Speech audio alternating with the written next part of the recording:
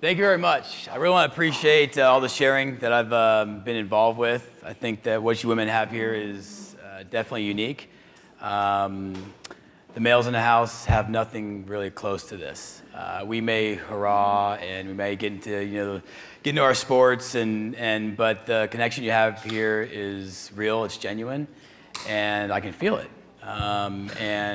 Really, here's to you for being able to open up and share.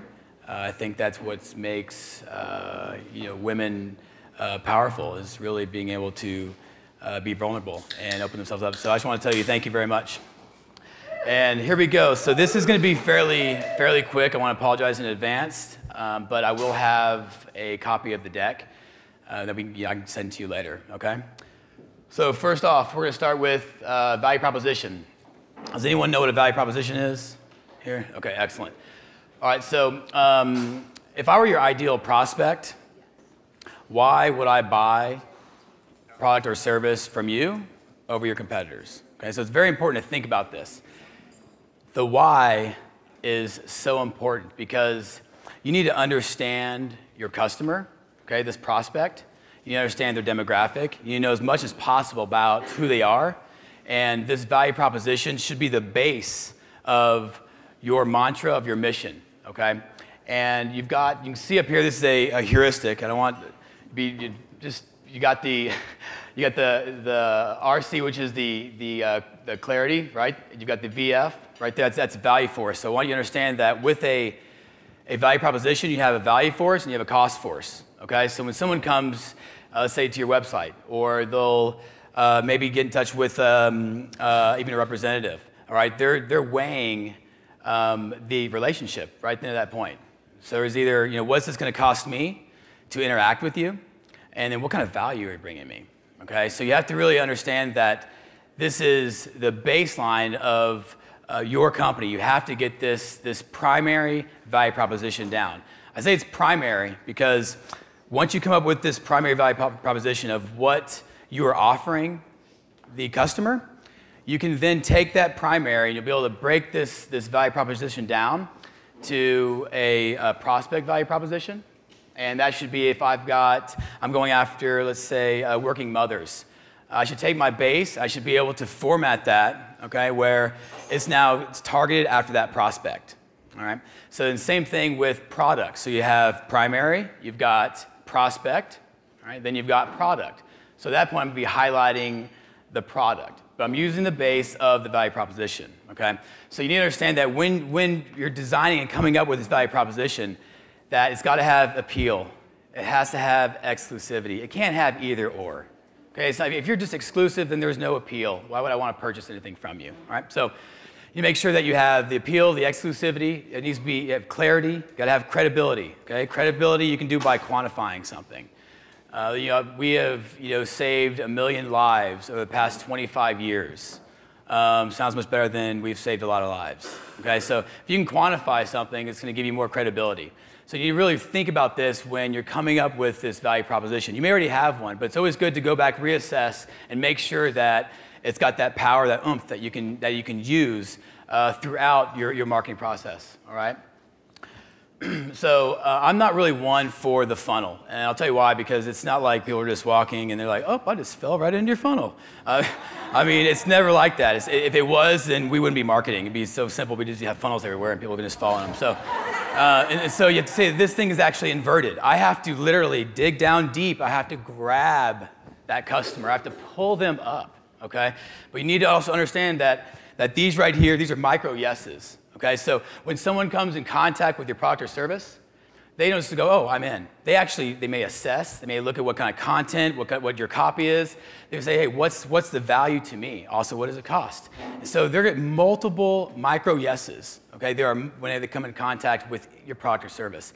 You have to understand they're going to take these micro yeses and they finally will get to a macro yes. But if they have a micro no anywhere in here, they fall off. Okay, so you need to analyze and say, what are those touch points? Where is that customer actually coming in contact with my product or service? And when you find that out, then you have to analyze that and you want to find out why they may have fallen off. Okay, so you can see that you can have like an email to a landing page to a sales call. Tracking those sales calls, tracking your emails. Even tracking what you've got on your landing pages, do A/B split tests. These are all very, very important pieces to find out where this person may have fallen off during the customer sequence. All right? Sorry about that. All right, so next we're going to do customer retention. This is key. I know this is not some, oh, what a great tactic.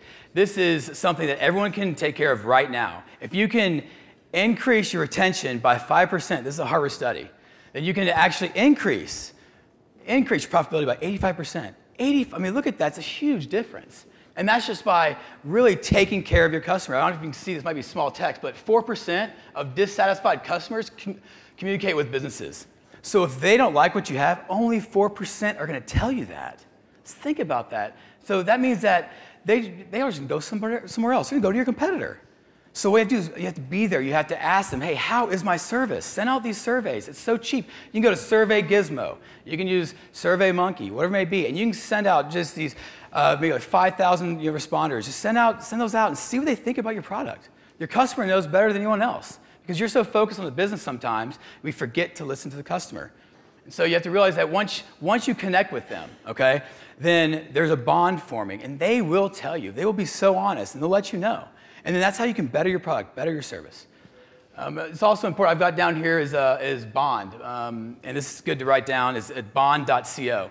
What this is a robot, okay? And what bonds.co does is it can integrate through an API into your CRM, and if you have any developers out there, they can write code straight into this API. And a good example is, let's say we're going through the whole sales process and you close the sale. All right, the problem is that when you close the sale, everyone wants a hurrah. But guess what? They're a customer, and you have to start retaining them now, right away. And so what you can do with Bond is, once this closes, you can automatically, all right, send this digital text to Bond. And the beauty of this robot, it's a ballpoint pen, and it will handwrite the whole letter that you want, digital format, however you like, and it will sign it with your signature, okay? And mail it off to the prospect or the customer if you converted them. So you realize this thing is an unbelievable tool to use. And I mean, you see the impression this pen makes on the paper. And you realize the envelope is handwritten. Does anyone know what happens when an envelope is handwritten? Does anyone know percentage? How often? 60 to 70% higher open rate. 60 to 7 higher open rate if you have a robot do the work for you. I mean, come on. So we can go ahead and go back. It's going to take too long. But so you can send this, and this is dynamic. You just keep on sending your information as much as you want. Now, you can also have a text message. You can send a text message to this thing, and it'll send out a letter. If you're on the go, and you know what, I just stopped by, saw a doctor, whatever it may be, you could just write that out and send it straight to them. Okay, so, tracking your reviews, very important. Understanding what your customers are, think about your product or service. Remember, it's not just about your product or service, it's about the whole process. They're coming in communication with your brand, with your value proposition. They're coming in contact with it. Ask them the questions, they're going to tell you. Customer friction, very, very important piece. Does anyone know what friction points are? No? Okay. So a great example, you have friction. This is during the sales process. Okay, so it's basically the psychological resistance to a given element in the sales process. It could be internally, it could be on a website. All right, so when you go to a website and you see 5 fields in a form, okay, versus 2 fields in a form, does everyone feel what just happens? Like, oh, wait, this is much easier, right? This is friction, okay? Now, it doesn't mean only forms, all right? But you have friction that happens from a line if you have a retail store. How is this line set up? Is it uncomfortable for me to stand here? There's so many friction points. You need to analyze this whole process with the customer so you understand, and you have to be them. It's about being customer-centric. Do not be company-centric. We always forget we want to talk about our products. We want to talk about us. We want to say, hey, we're the best thing in the world. But it's not about you. It's never about you. And everyone in this room, I know for a fact, is a professional shopper. Right? I mean, you've been doing it your whole life, right? I mean, if anyone knows how to shop, you do. So take off the business owner hat for a second and be that professional shopper and analyze the process that your customer has to go through in order to interact with you. Right? So it's important to avoid your mixed messages, your crossing streams. This is where the value proposition really helps out. Trust indicators, very, very, very important. Okay? I'm going to show you some examples. You've got safety indicators. You have social proof. Those are testimonials. Why sit and talk about your product or service when you can have somebody else do it for you, okay? Now you can also pay attention to the customer thought sequence. What are they thinking? What process is happening when they come on a page? What are they doing when they interact with my product or service? So you can see a great example, Citigroup right here, okay? I land on this page. What am I supposed to do? Does anyone, what would you do right here? Okay, it's been too late. It's already been a second, so I already know. You're like, I'm still trying to figure it out. That's a problem, okay, big problem. Because I don't know what the call to action is. I don't know what I'm supposed to do. And if a company this size makes this mistake, it happens all the time, okay? So you need to understand that right here, this friction point is confusion, all right? So you can see we took this design, okay? This is for mortgage loans, highly competitive space. And you can see, okay, hey, well, but you now know what to do, right? You know, oh, hey, there's a form, and it's only 3 fields. I can definitely get in there, and I know where I need to go. But instead, we took that, and we can now come up with this. And so at this point, you see what your eye is doing. You're tracking it. You got your call to action. You have your step 1, 2, 3. We're telling them how many steps they have. Getting rid of friction. I'm not really sure how many more steps I have over here. All right, so the more we can lessen friction, talk about the rates, say it's local, all right, right here. All right, these are trust indicators, okay? Inc. 500, Better Business Bureau. Oh, I feel comfortable. Man, I want to purchase from these guys, right? 212% increase by doing this. This is already doing great, by the way. We're doing excellent right here. 212 by just doing this, okay? Simple changes, but you have to realize what you're looking at and understand what they need. Phone tracking, something very important. I don't know if anyone's doing this. It's so easy to set this up, okay? You can add it to any piece of marketing that you have. You can add it to your PPC, your SEO, your events, your website. So that means any phone number comes in, it just forwards to your main number, and you can open up your report and see how many calls came in. You can see how well it did, all right? Social media marketing, one of my favorite. This is the fastest growing medium out there, the fastest. You may not be able to read this, I'm sorry if it's small, but this right here is really a segmentation of a market that you can do on Facebook.